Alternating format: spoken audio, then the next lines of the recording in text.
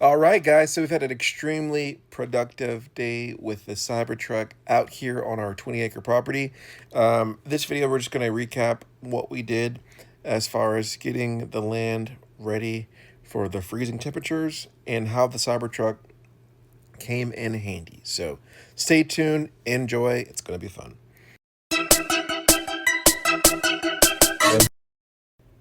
All right, guys. I've talked about this in some other videos, but I can't emphasize how amazing it is to have the Cybertruck be able to power the RV. So if you're in any type of situation where you might be off grid, having a Cybertruck or even any electric vehicle that has the off power capability is great. Now with this, I do have the 220 plugs into the RV very easy, but also I know the Ford Lightning also has it and the Chevy Silverado has it. Rivian doesn't have it, but again, huge plus.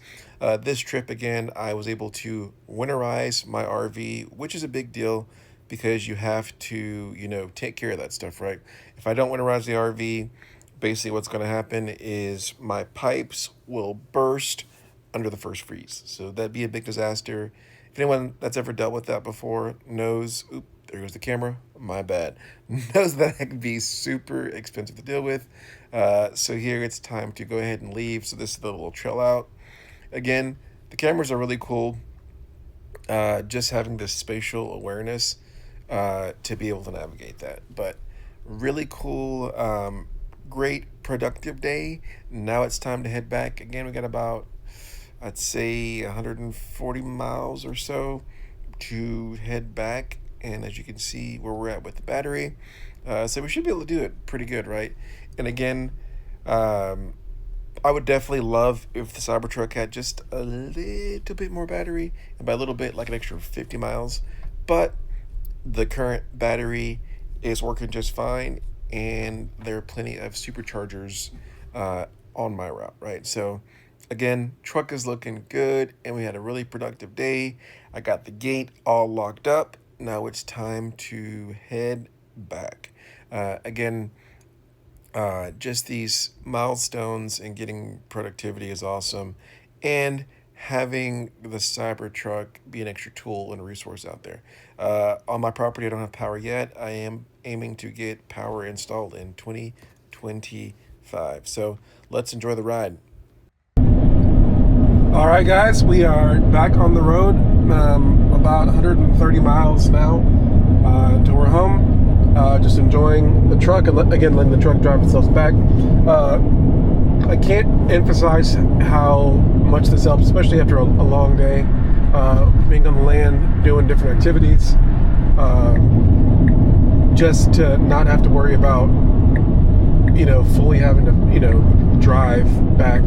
Really just supervising the vehicle. As you guys can see, it just passed that vehicle that was going pretty slow all by itself.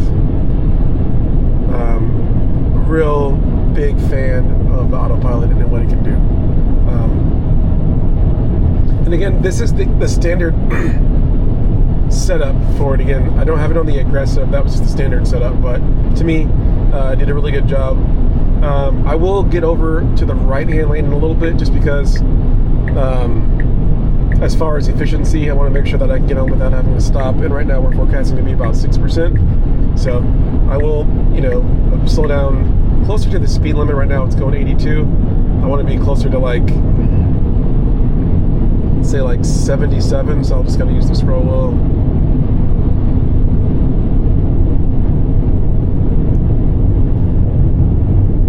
And then the truck takes over from there. But yeah. Yep, so it should be a pretty good drive, uneventful drive. For me, I like to arrive with just enough energy.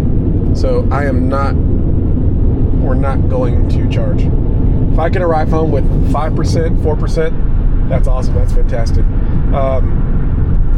If I arrive home with 30%, 20%, and that's power that was purchased at a supercharger, that was a fail because again, I would have paid, 2 to 3 times more than I would pay at home, right? So I want to get home, charge up at home, where it's as cheap for me to charge up as opposed to charging back up on the grid. So, okay, just a quick update.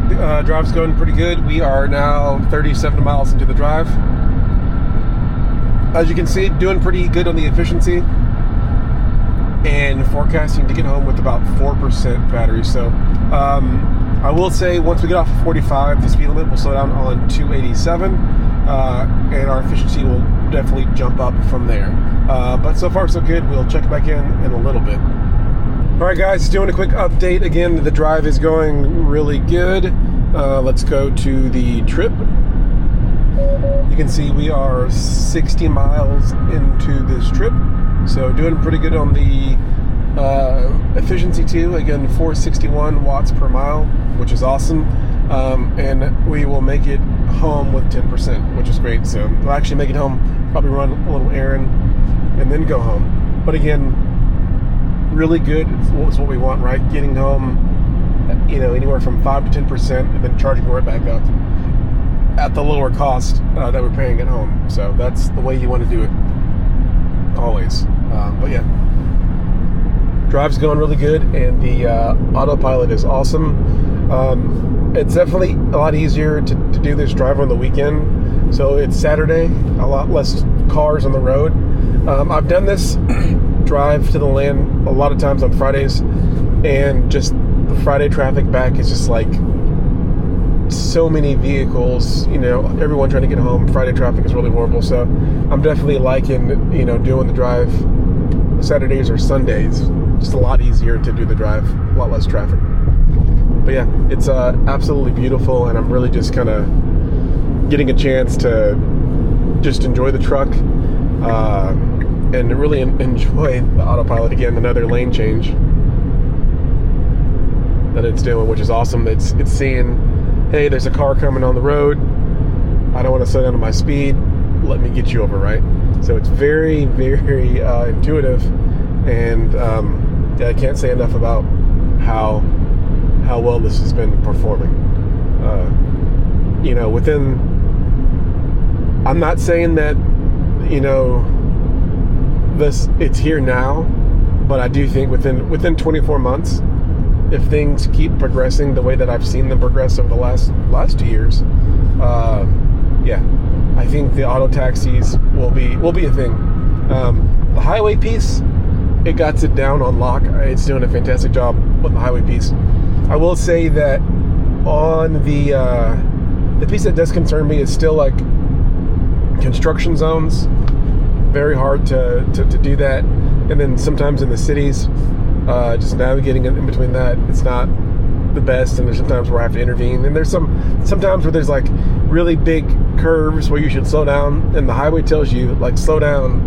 Maybe the speed limit's 75, but it says, hey, for this curve, don't go more than 55. The vehicle just keeps going at 75, and I'm like, whoa, let me slow this bad boy down, right?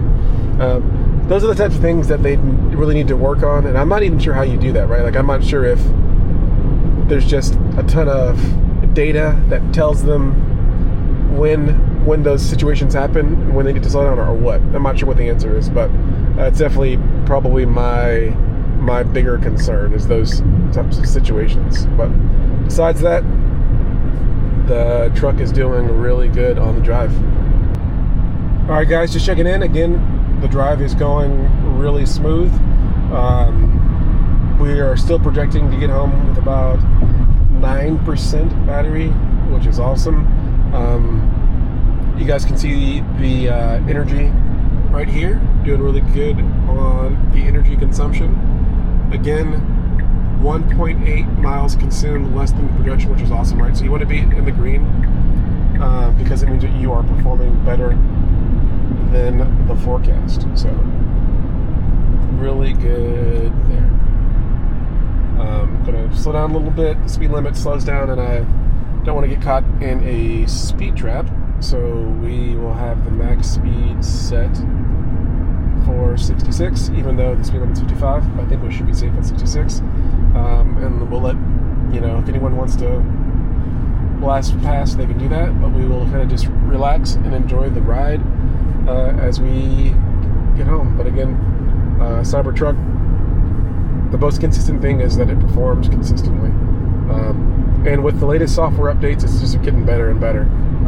So that's just one of the things about Teslas. One of the reasons why when it came down to picking between, really, it was between the Cybertruck and the GMC Denali EV.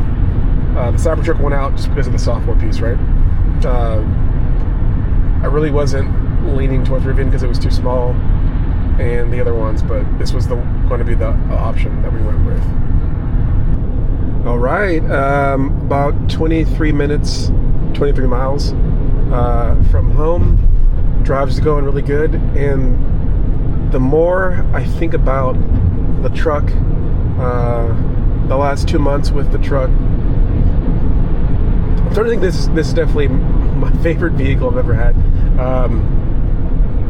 It's one of those things that this is really a driver's vehicle. This thing drives phenomenal. It's nice, it's heavy, it's fast, it's sturdy. This is a great truck. You get the pros of a truck without the cons. And some of the cons that people are used to with the truck is that they can be, really bouncy. They can be slow. They can not always feel, as safe.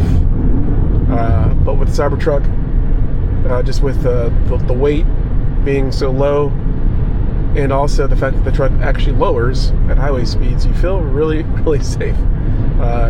It feels like you're, going around driving the Batmobile. This is a really, really good truck. Anyways, again, going autopilot so I can do this. Let's look at the trip. Give a little warning. You guys can see 113 miles on this current drive, 138 since we charged up. Doing pretty good. All right, we've made it home. Let's go over some of the stats of this trip. As you can see, even with going at a pretty healthy pace, I'd say, we were able to get even better efficiency there. Let's go to the trip real quick. All right, you guys can see pretty good. And again, this is going at a pretty, I'd say, vigorous pace. So real quickly, let's kind of talk about the overall trip. So this morning we left at 100%, 122 kilowatts at 14 cents, about $17 from at home charging the vehicle, right? So left, $17 spent, total driven 305 miles. So that was leaving the house, going to Walmart, not finding the antifreeze that we needed, then going to Lowe's, getting the antifreeze, driving down to Fairfield, doing stuff with the land, also powering the RV, then running an errand in Fairfield, then driving back. So total 305 miles, 147 kilowatts. We did stop and charge when we got down there, and that was about $17 there. So total charging about $34. 17 to get 100% at home, and then 17 down there, and you can see we've made it back with 8%, and we did run a little errand, right? So pretty good efficiencies overall for the trip. Also being able to power the RV, I think we had it plugged in for about 5 hours, and charging, you can see. Again, guys, I will just continue to say that the Cybertruck is an amazing vehicle, and it's still impressing us each time. It definitely makes these trips to land a lot easier, and I definitely do appreciate the efficiency and the ability to charge the RV while there. Anyways, guys, thank you for watching. I appreciate the support. Please like the video and leave a comment below if you have a question about the Cybertruck, or if you have any ideas for another video or anything else. Thanks for watching. You guys have a great day.